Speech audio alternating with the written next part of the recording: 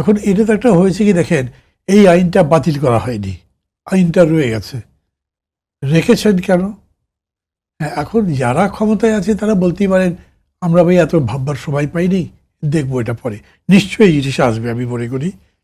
কিন্তু এই আইন যে প্রয়োগ করলে, যে লোকটা প্রয়োগ করলো তাকে প্রয়োগ করবার ক্ষমতা কে দিয়েছে, তাকে নির্দেশ কে দিয়েছে, সেটাকে ইনভেস্টিগেট করে তার ব্যাপারে ব্যবস্থা নেওয়া হবে।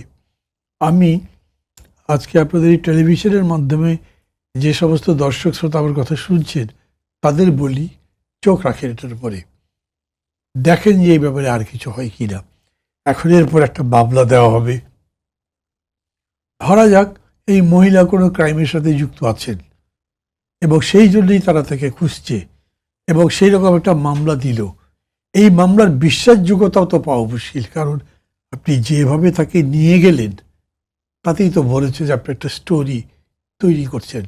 তা করবেন কেন? যেহেতু তো স্টোরি তৈরি করছেন, আমি এটাকে রিলেট করছি।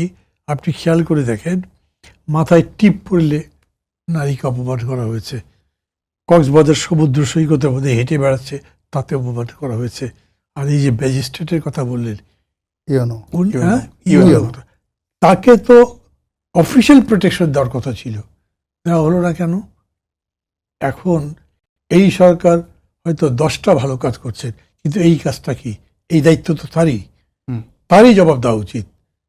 এখন আপনি যদি মনে করেন না রে ভাই সরকারটা ভালোই করছে, এইটা কি হচ্ছে একটু দেখি, তাহলে কিন্তু গণতন্ত্র হবে না।